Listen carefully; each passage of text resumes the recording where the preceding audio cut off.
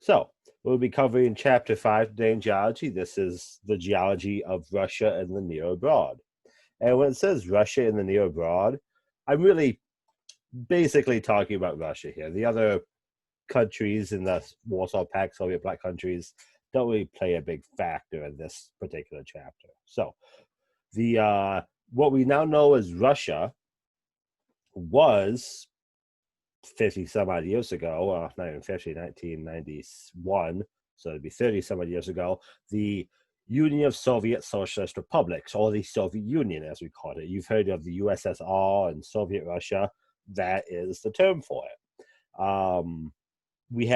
America had a Cold War for some 30, 40 years with the Soviet Union post World War II, wherein they both tried to essentially run the world and threatened to kill each other if either one got too far ahead. So a very, very brief explanation. So it's deep in that, of course, but that's not necessarily wrong either. There was a Commonwealth of Independent States within the Soviet Union. Essentially, it was an economic association, a bit weaker than, let's say, the states in the United States, but stronger than, let's say, the European Union, for example. Here is the data chart, the data table that we see a lot for these regions. We talk about these all the time. And you're going to note when looking at this, the standout, all the big numbers really come in Russia. Russia's the largest. Russia has the highest population, things of that. Russia has the density, most looking at what we want. Other noteworthy thing here is these human development indexes are all kind of low, right? When we talked about before in the regions, the United States and Europe, you're looking at the eights, a lot of human development index. Sevens and sixes are not, I mean, you're not starving to death here, but you're also not comfortably living. And the Slavic states here, as we can see, have a decrease in population. That's a very true fact that's been going on. Whereas these former black countries here, the stands down here in Central Asia and Georgia, Azerbaijan, Armenia, and the Caucasus are growing. So there's very much a splintering going on in this particular region of the world since the Soviet Union collapsed. And this chart shows that a bit, right? So a couple quick bullet points. Largest region in the world by size. Russia is absolutely ridiculously huge.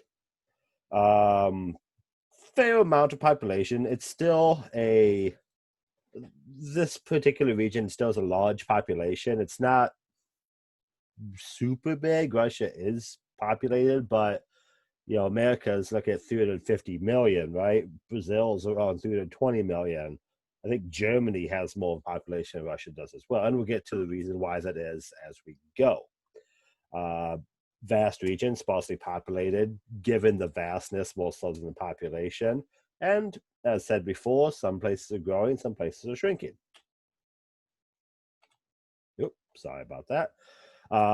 Here's the geography, the topology map of the region that we are talking about. As you can see, Russia stretches a ridiculous length. Many mountainways, many important rivers and lakes run through this as well. Noteworthy too, that northern extent is all the Arctic Circle. There's a lot going on in the Arctic Circle. So there's that, and then you can see below Russia, you can all the little chop up there. Those are many countries that, as I said before, were once in the Warsaw Pact, were in the Soviet Union, and then now are their own independent countries. So what you're looking at here, this region, you could argue was at one point the Soviet Union. I don't know if the border exactly lines up, but basically this all was one quote-unquote country from like pre-World War II up until the early 90s. Population distribution, as you can see, as we go across to the east, we really thin out population, because in Siberia, we'll talk about that in a bit. And then we also have large swaths of population essentially closing into Europe and where it's warmer. Question here, why aren't there any people living in the east of Russia? Is it too difficult to survive in? David, yes, that is basically it. We'll get in and show you pictures, demographics, information providing for that. But Siberia is almost a joke in how you never want to go there. So that red dot there in Russia, I believe, is St. Petersburg, if I remember correctly. Although St. Petersburg might be close to the water, that's Moscow. I may be off on that. I apologize. But yeah, the cartogram, this dumb-looking map that this book loves so much, showing just how big Russia's population is according to the rest of the world.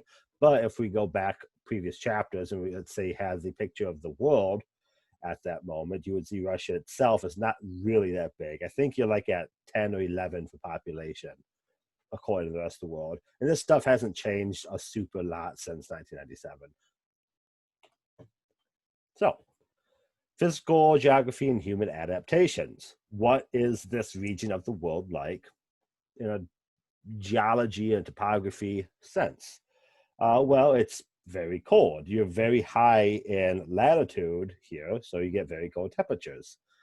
Cold temperatures, not good for farming, very rugged, right? Hopefully by the end of this, if I say Russia, if I say Siberia, you picture it correctly. But if you ever see like a, the Thing or something like that, like one of those like horror movies that takes place in the Arctic, you're kind of picturing it correctly. So, rules of climate and vegetation.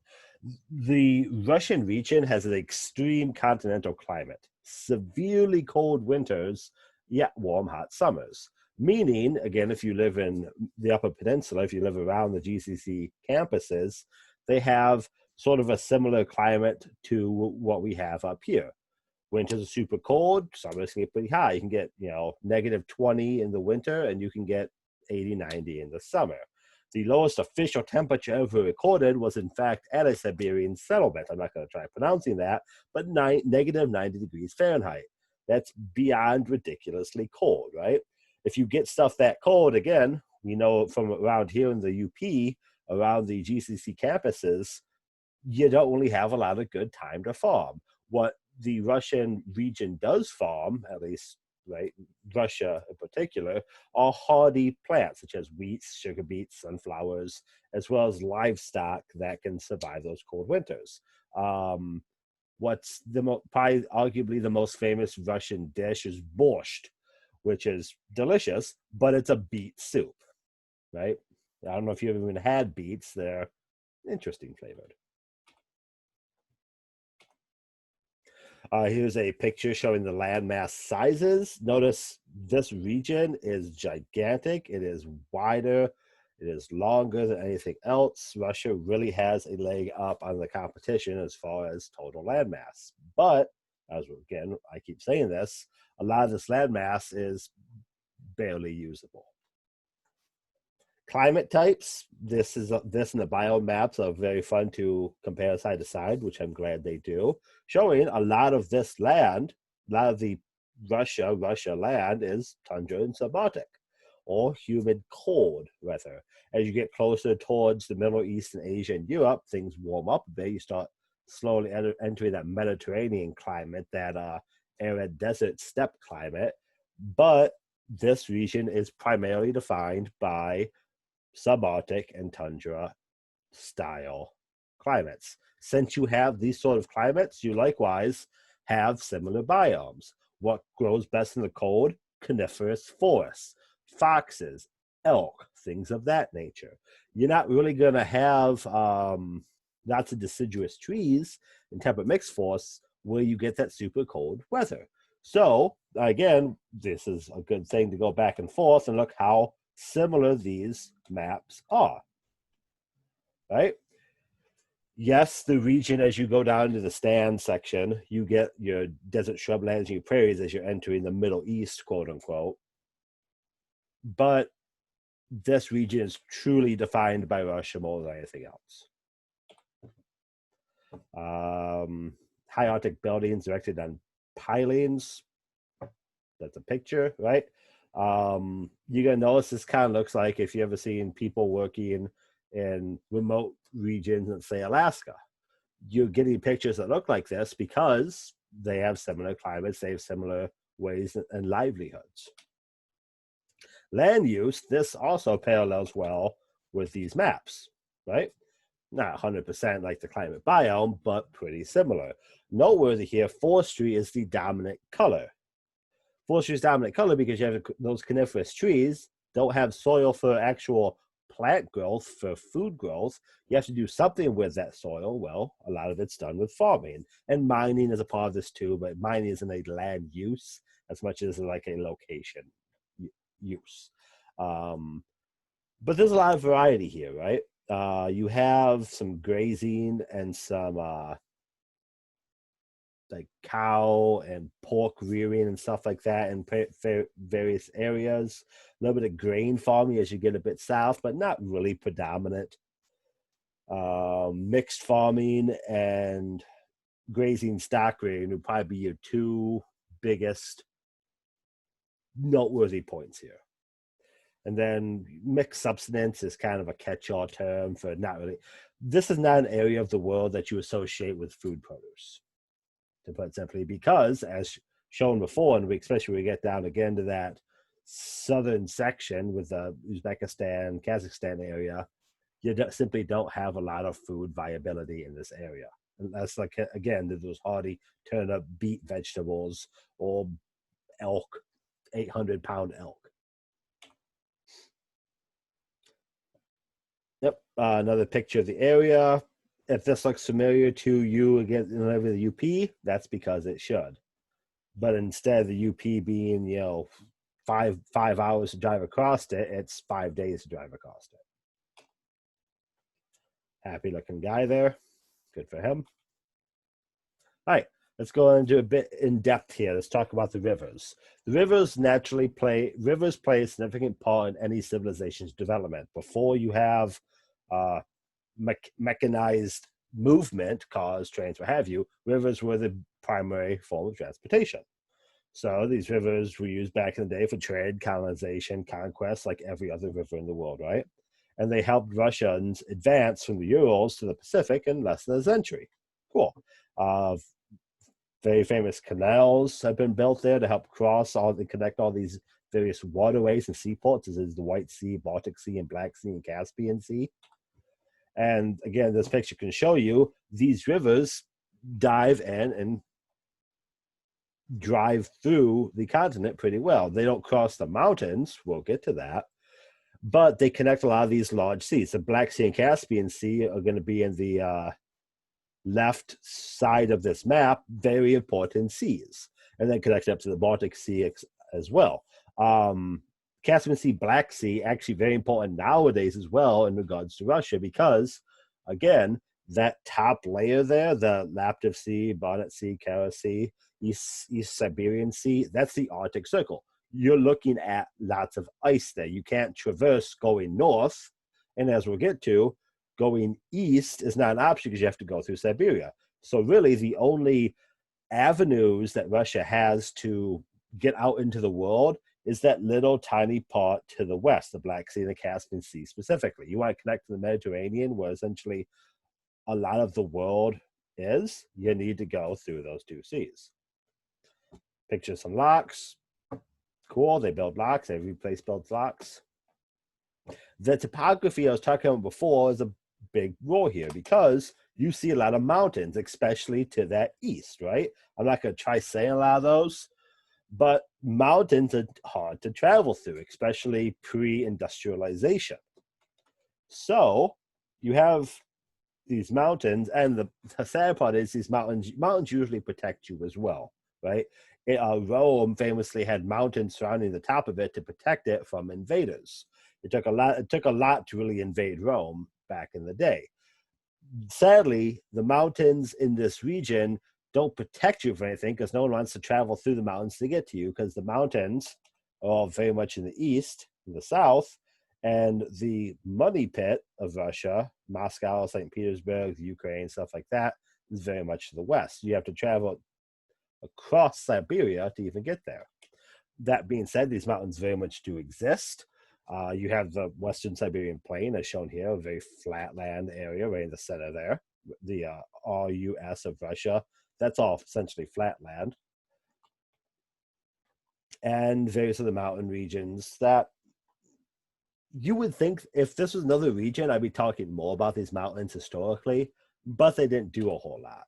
So Russia, complex society, very ancient society, lots of languages spoken in the region. This map goes to show the ridiculous amount of language. We talked about the languages of Europe before and how diverse they were. This map is, I would argue, more extreme, especially if you zoom in on the Caucasus down there below. A ridiculous combination of languages, so many different language families too, right? You have your Indo-European, Iranian, Slavic languages. You also have your native tongues up to the Far East, Proto-Asiatic, very old, ancient, as I said, native tongues. And then, of course, as you approach the Middle East, you start running into the Caucasus regions and all those unique dialects. A lot of different languages going on here. And as we'll see, furthermore, a lot of these languages still actually prevalent given the isolation some of these peoples go through. Quick history rundown of Russia. This is around Moscow as popular area for the Vikings. Slavic tribes came under the influence of Viking adventurers, given the rise of Kiev in the 9th century, or Kiev, I believe, Kiev is the Russian pronunciation, and Kiev, I believe, is the Ukrainian pronunciation, but they both, I guess, technically would work.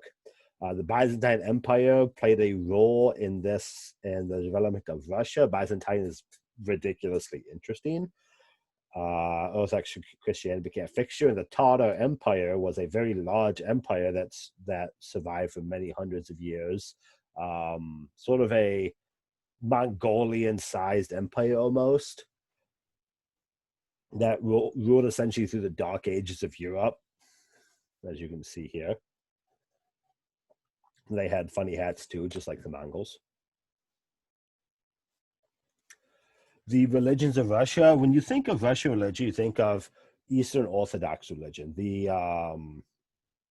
anti-pope and things of that nature. Sort of like Catholics, but with less money. There's a better way to say that. I apologize if I offended anyone, but that's my best explanation of Eastern Orthodox. And then, of course, as said before, as you're heading down south in this region towards the Middle East, you're starting to enter the Islam territory. Again, your Shia and your Sunni Muslims down there. The Armenians, if you don't know about the Armenians, that's another very sad section of history to talk about. And interesting enough, though, there's tribal religion section all over the eastern part of Russia and Siberia. What is that tribal religion? I don't know if I necessarily agree that tribal religion exists out there. It's probably more so that there's so many such isolated peoples that they can't really say there's a religion otherwise. I don't know. I can't think of a Siberian tribal religion in the same way you have it, say, in the rainforest or in the central of Africa, for example. So, as I said, Eastern Orthodox, like Catholics, but with less money. Still very interesting religion. Again, I don't mean to offend you if you're Eastern Orthodox. I'm sure you have a good time. So, brief history about Russia. Primary religion is very different between Russia and Ukraine. Main purpose of war between them. Yes, Ukraine and Russia have a lot going on, and that's a tense subject. Very broad terms. There's lots of historical relations with them are complicated. Religion would definitely be one of those. Religion is a driving point to a lot of conflict in Earth's history. The Russian Empire, as many very famous people ran the Russian Empire. It was one of the great empires of the world for, again, 500 years, right? Ivan the Great, Ivan the Terrible, Peter the Great, Catherine the Great. Catherine the Great's one of those rare female monarchs that actually pushed a lot. It wasn't just like a female monarch. She was a great, powerful female monarch. A lot of information on these guys. I'd love to tell you more, but basically they did what monarchs did in the Renaissance age and on. They attacked, they took territory, and they killed a lot of people. So the eastern expansion of Russia continued throughout this time. Very famously, I don't know if I'm sure you're aware, we bought Alaska from Russia in the 1860s. Nice of them to sell it. Alaska ended up being well worth the money, most people would argue. And then there was the Bolshevik Revolution took place in the early 20th century, into the 19th century, and kind of overflew the old oligarchy, the old uh, leaders of Russia. The story of Anastasia and all those things. The czars that ran Russia were overthrown and replaced with Soviet Union, Stalinism, things along that nature. That's what this conversation focuses more on because it's more relevant to today's society. So, Russia has existed for a while, mostly for the exact same reason. Russia's hard to take down. Russia's easy to push out, hard to push back in. Hitler learned this very famously, but before that, Napoleon, the other great conqueror of Europe, 100 plus years prior, also learned don't invade Russia. And they both should have learned from Sweden 100 years prior to that. These three famous invaders took over lots and lots of land, failed to take Russia because Russia's hard to take. And again, as we've been going over this policy, Russia's topography, Russia's environment makes it difficult to go.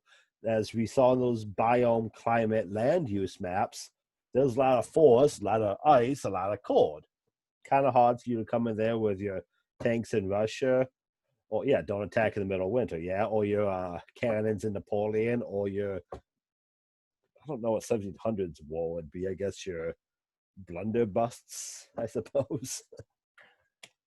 Right? 1917 Russian Revolution, very famous event, very pivotal. This was the overthrow of Nicholas II, the Romanov czars, people like that. Again, if you're familiar with the story of Anastasia, you know this in a Disney-fied setting, right? I don't think there's any talking bats in real life. But the Bolshevik Revolution essentially brought forth the idea of communism into Russian society, because before the Bolshevik Revolution in 1917, before the Reds took over, they were very much a classic monarchy, classic feudalistic almost society. So Soviet Union established in 1922 and played a contributing factor in World War II. They were allies with the Allies, right? The United States, England, things like that. And they helped us defeat Germany. The Soviet Union were actually the people that went in there and took the Reichstag and took Hitler's, where Hitler lived. There's actually a movie coming out soon that tracks the people that discovered Hitler's remains and how they brought Hitler's remains back to Russia. It should be a very interesting movie if that's something you're interested in. So, Russia played a big role in World War II, but truth be told, when you think of Russia, you don't think of the good they did and stopping Hitler and sacrificing 20 million of their own soldiers in the process. You usually think about what happened afterwards. You think about Marxism, think about communism, things of that nature, the command economy. And this class is not about a conversation of the pros and cons of a particular form of government, right? So we're just going to go over the broad overview of this topic. Keep in mind, again, since this text is written by Americans, we're going to hit on a lot of the things they did poorly, because Russia did a lot of things poorly in hindsight. So, Marxism. Marxism is a Soviet economic system application following the economic and social ideas of the German philosopher Karl Marx. Karl Marx essentially proposed, this super short term and brief. Karl Marx put forth the idea that the people should own the means of the economy. The economy shouldn't be ran by bosses, it should be ran by the workers. Super simplified. And communists like this because the czars weren't doing a very good job. Those couple people at top weren't doing a very good job. Let's take this over. Let's try it anew, but let's have everyone have an equal stake in the economy. After this revolution, question here, is Russia run into many population problems due to the policy of not caring about losing soldiers? Because yes, I think we're going to get to this in a bit, but Russia has this super interesting population chart where every other generation is, I think, a third smaller than the previous generation, because that's the generation that was lost in World War II. So Russia's population is like an accordion, expanding and shrinking as it goes back and forth. It's ridiculous to look at those sort of charts. So yeah, communist economic system, command economy. The state's going to make all the decisions for the entire country. You don't get to make a decision that you think you should do with your land. The state's going to tell you what to do. It's a super simplified version of that. Soviet enterprise, the agriculture industry include virgin idle lands to increase the production of grain, hero projects, the construction of dams, railways, plants, things of that nature.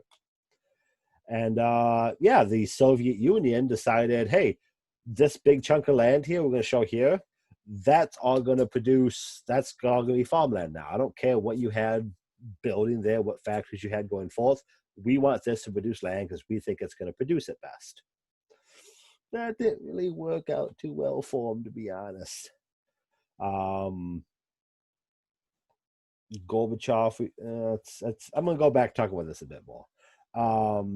Soviets decided, we want this to produce grain, we want this to produce our breads. This would be our bread basket, right? Similar to the United States as a bread basket in Iowa, Nebraska, stuff like that. The problem was this particular part of the world, as we talked about before, going way back to these guys, that particular part of the world isn't necessarily a grain producing part of the world, right? Lots of forestry, some mixed subsistence, mixed farming, stuff like that. We're talking right here, that little green tongue sticks down. That part of the world is not conducive to the kind of growth and agriculture approaching into desert terrain that grain wants. So I can't remember the name of the Russian scientist. There's a Russian scientist that essentially argued, hey, if we tell the soil to produce what we want, the soil is just going to produce what we want. It works with people, it'll work with plants. And the grain didn't work, and the Soviet Union had massive starvation. I cannot remember for the life of me off the top of my head the name of that scientist, but it's a very famous example of nature's going to do what nature wants to do. And it cost the lives of millions of Soviets because the government refused to admit that their food growth idea wasn't working. I really wish I could remember his name. It's something that more people should know about, and I apologize for that.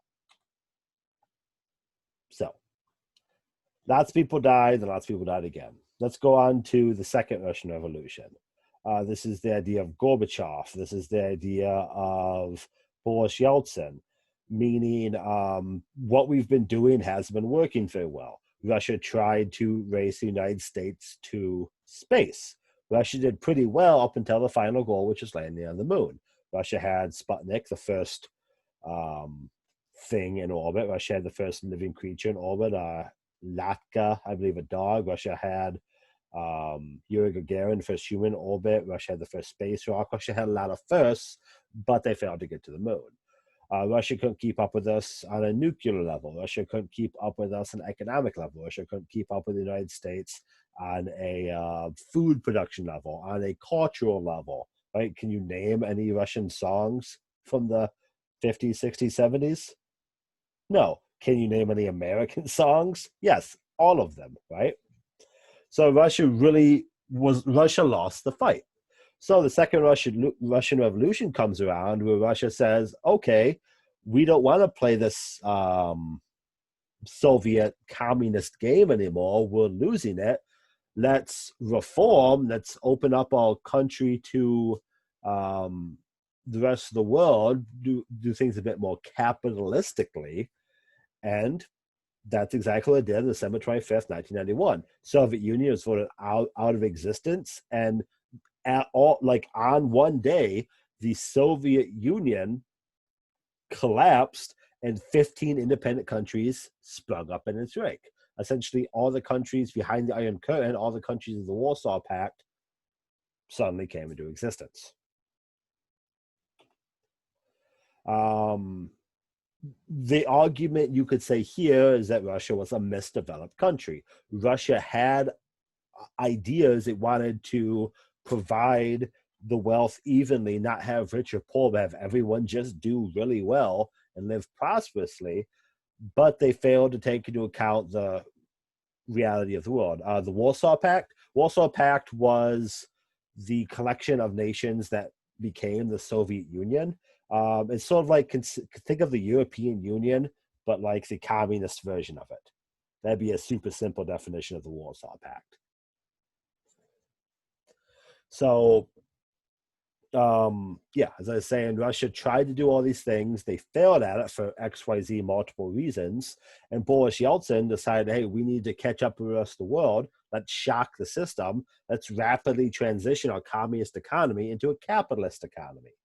Well, if the whole point of communism, of the command economy, was to not have rich or poor, capitalism very much is a economy of the rich and the poor.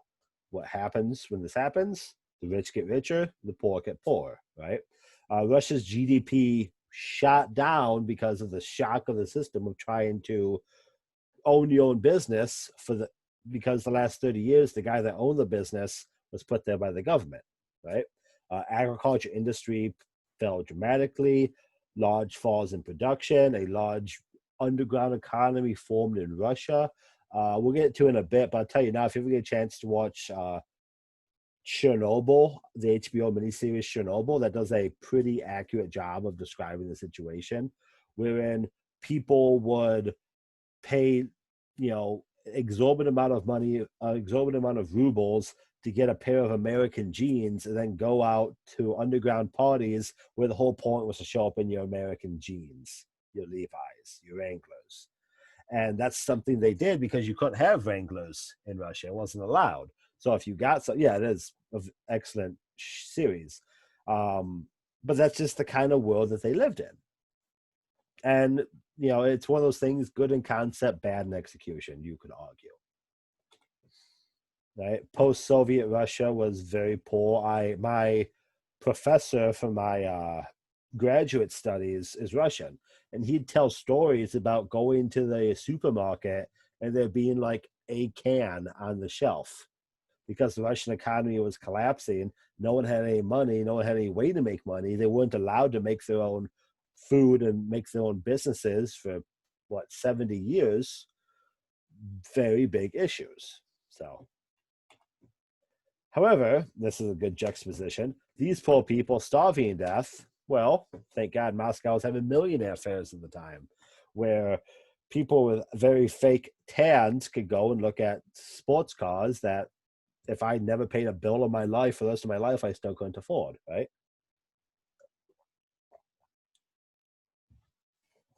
This was the result of the massive changeover from communism to capitalism is the people that had an understanding of the power were able to take that power instead of having to spread it out more or less evenly throughout the populace. They could keep it themselves, like a proper capitalist does.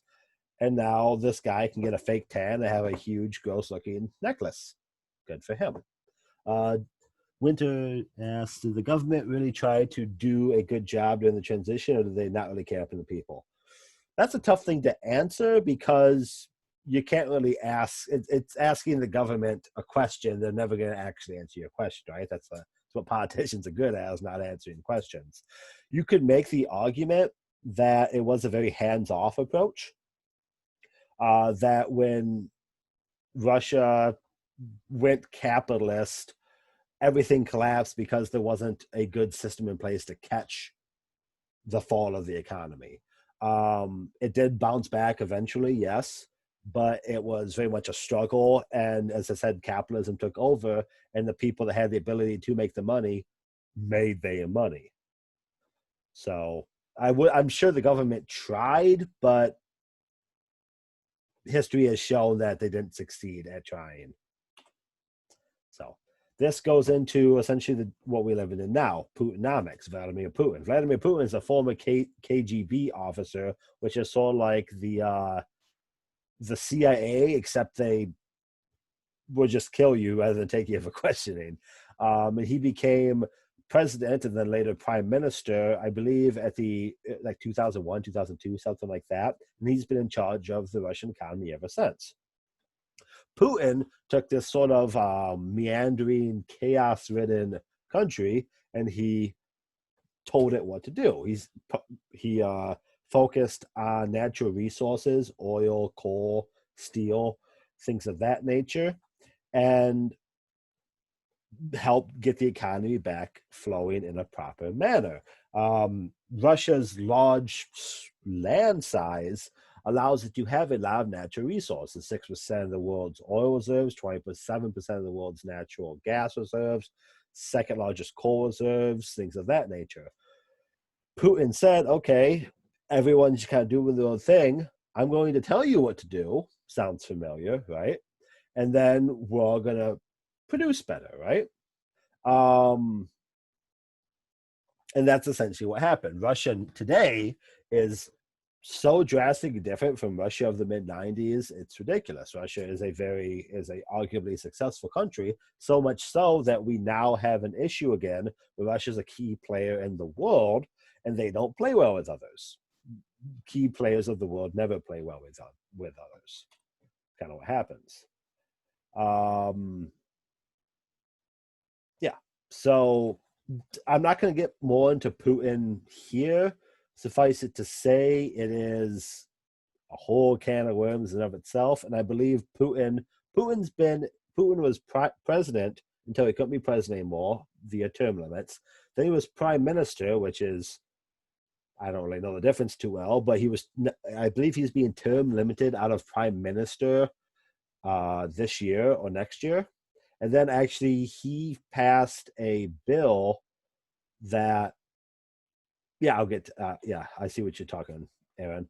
Putin passed a bill that said he essentially can run the government that runs the government so he can still be in charge. So Putin's basically king of Russia now, and that's an interesting thing. So as Aaron pointed out, problems at the bottom here will not be possible to stay in production of natural resources. Obviously, in Russia, it's faced one of the greatest brain drains in human history. The brain drain that this is talking about refers to the fact that for so long, people weren't allowed to follow their own wants and dreams and wishes. If you had a good idea for a clothing line, you weren't allowed to make your own clothing line, so you couldn't practice what you were good at. Again, try to think of a famous Russian song or Russian movie from like 1950 to 1980, 1990. You can't, because Russia lacked that capitalist, I'm good at this, I'm going to follow my pursuit. So when Russia tried to be capitalist, then the result was they didn't have people that were really good at, say, farming, or were really good at energy production, or really good at economics, or really good at education, things of that nature. Again, I'll reference Chernobyl again. Chernobyl is a good example of the guy that was in charge of the nuclear power plant. We're going to talk about that in a bit. The guy that was in charge of that nuclear power plant didn't know much about nuclear power. That's a brain drain, because now, post-Soviet Union, who's going to run these power plants, where the people currently running them don't know a lot about running power plants. The energy, the gray matter, wasn't there because people couldn't follow their pursuits naturally. They were kind of forced to do whatever was needed to be done. Geopolitical concerns around Russia. Cool, we'll talk about that going forward. Here we go. What Russia is nowadays. Russia is very complex politically. There's many different spheres of influence, many different levels of government within Russia that make it very complicated to run. Not for many reasons. First of all, the population is very disparate. Not a lot of people in certain parts of the country, a lot of people in others. St. Petersburg and Moscow, very heavily populated. The other 90% of the landmass of this region, very not much population. There's a lot of parts of Russia, modern Russia, not Soviet Union, parts of modern Russia that want their independence culturally, such as the Chechens and the Tatarstans that want their independence. And there's a lot of natural resources throughout this region that sit in areas that, again, fall into these complex categories. Look at this map.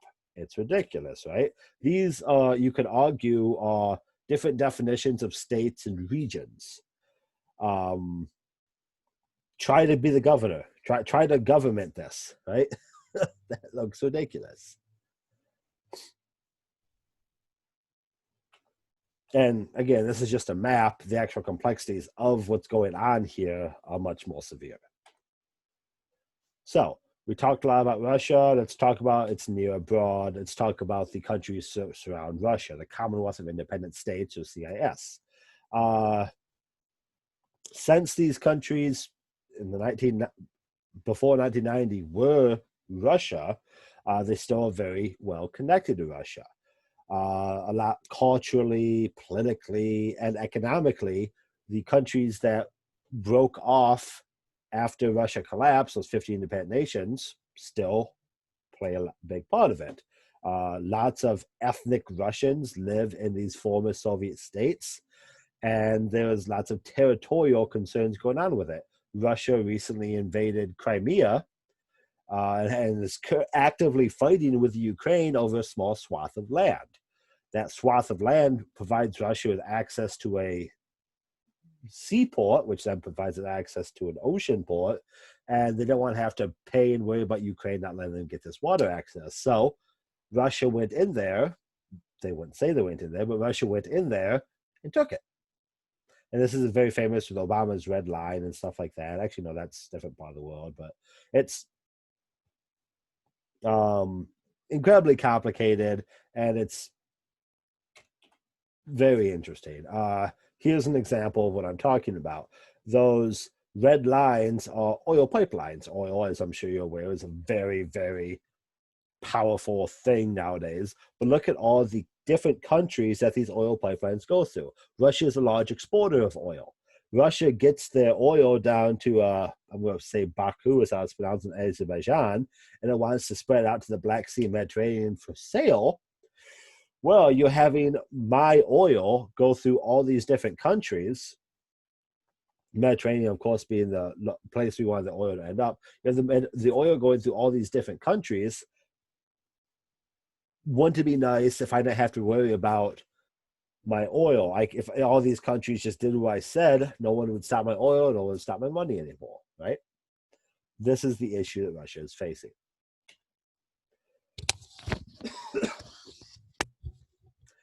And again, this is the same map I showed earlier, but instead of different countries, we're focusing on ethnicities. All these different colors are people that have been living here quite a long time, and people that are very care very much about the ethnicity of their neighbor. A lot of these ethnic groups have fought each other in the past, will probably fight each other in the future. And it is a very complicated issue. And remember, this is what, 1, 2, 3, 4, 5, 6 different countries these oil pipelines are going through. Zoom in on this part here. This is 3, 6, 7, 14, 13, 14 ethnicities where this oil is now going through. You can see this is a very complicated, very hard to explain region of the world. And it's important to realize these things too. I mean, there's not a lot of conversation had about these parts, but there is infighting and there is conflict actively going on in this part of the world right now. You probably just don't hear about it. All right, that was exhausting. Let's talk the far abroad. International relations. After the Cold War, after the Warsaw Pact, Russia essentially rejoined the international community.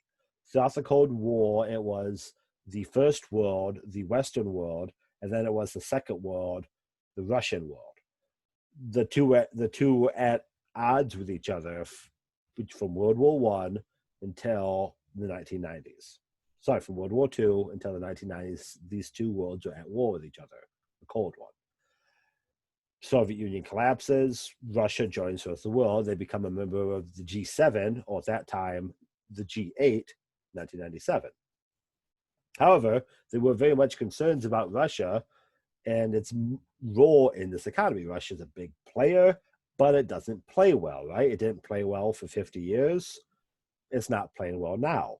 Russia had lots of nuclear weapons from the Cold War, and truth be told, Russia didn't do a very good job of holding on to them. I'm not going to say the vast majority, but there was an unsettling amount of nuclear armaments that Russia produced that Russia doesn't know the location of. Because they literally were just, when the Soviet Union collapsed, the people that were paid to guard these things weren't getting paid anymore. So they just put a padlock on it and walked home. And you can find videos on YouTube of people walking through old Soviet bases and cracking things open, and there's tanks just sitting in lean-tos and sheds that you can get in, put some gas in, and drive away. Famously, Russia was working on a space shuttle to compete with the American space shuttle, and when it collapsed, the people that were building the space shuttle left it there. And you can go and you can find a fully working space shuttle that they never tested, covered in dust, in a garage in Russia, and they just left it there. And this, combined with Russia's political instability and Russia's agitation with its near neighbors, caused a lot of concerns.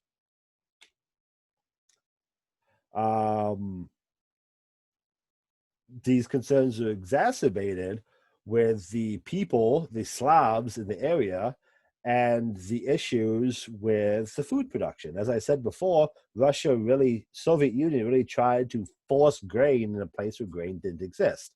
But if you're going to force grain for 40, 50 years, something's going to grow there, right? So you have this area, and this small amount of area that was only places really been farmed for a long amount of time. Who's going to run that farming? Who's going to do this? Right? Lots of fragmented issues. When you collapse, essentially the second strongest nation in the world collapses in like a year, you have a lot of problems that arise from it. I mean, how do you break one country up into 16 successfully, right? Ukrainians. Ukraine is arguably the second most important country in this region. It's the second largest ethnic group in the Slavic core, and is very closely related to Russia. Ukraine itself means borderland, right? It is sort of the separation point between Europe and Russia, and for a while, has essentially been a leeching ground for Russia and the things that Russia wants to take. And then when Ukraine tries to be more independent, well, they tried to be a bit more independent with Crimea, and Russia, quote unquote, invaded and took this lot of land back. Not a fun conversation. Here we talk about Chernobyl. Again, I highly suggest if you get the opportunity to watch the the HBO miniseries that does a oddly good job of explaining what happened. It's not 100% accurate, of course. There's a lot more people involved than just within the show. But essentially, Chernobyl was a nuclear power station that exploded. It says it's in Kyiv, Ukraine, but at that time it was the Soviet Union proper. As a power station that exploded, and that explosion almost covered the entire continent of Europe in radioactive ash and radioactive smog. It basically almost killed the entirety of Europe.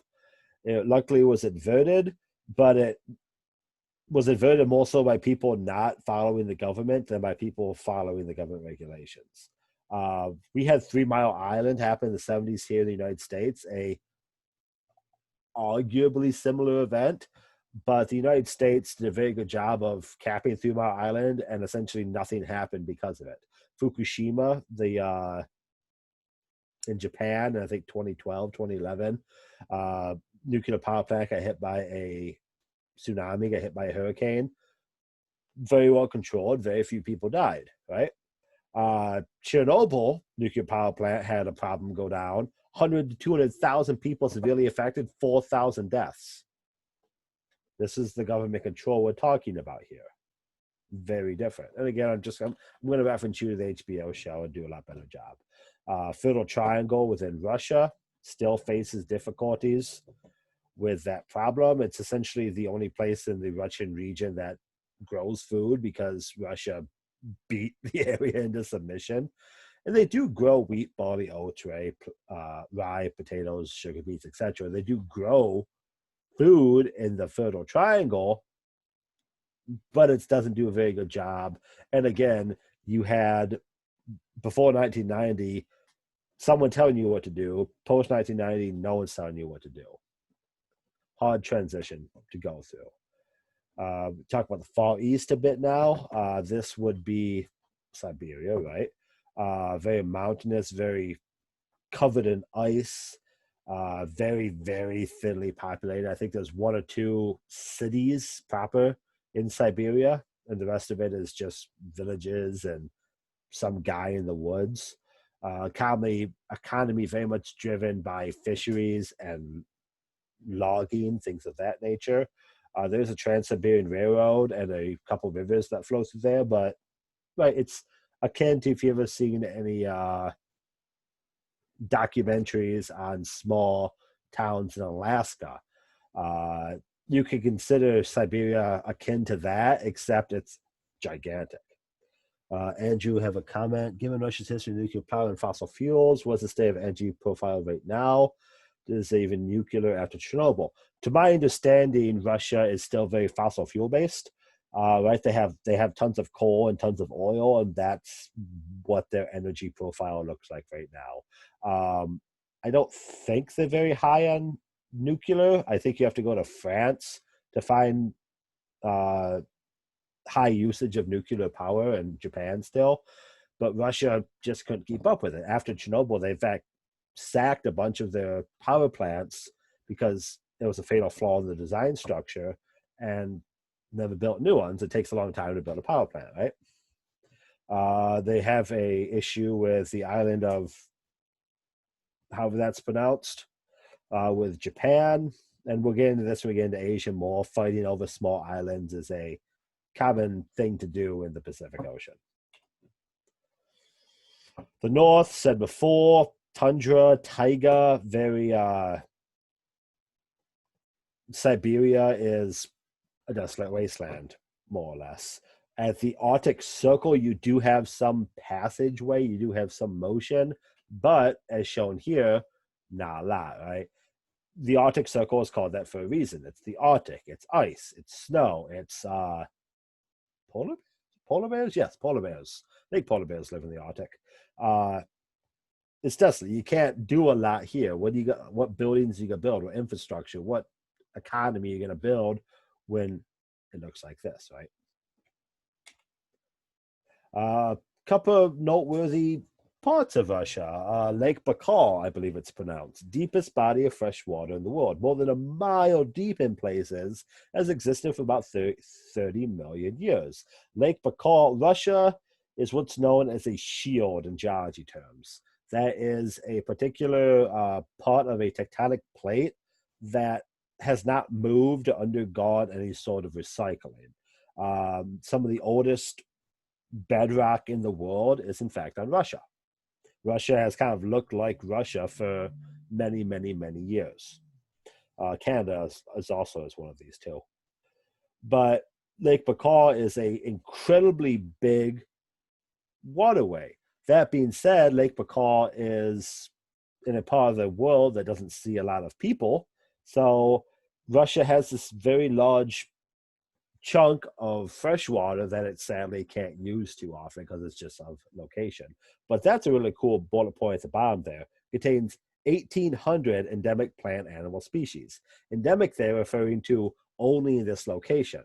It is a biodiversity hotspot, if you will, in the middle of Russian ice and snow.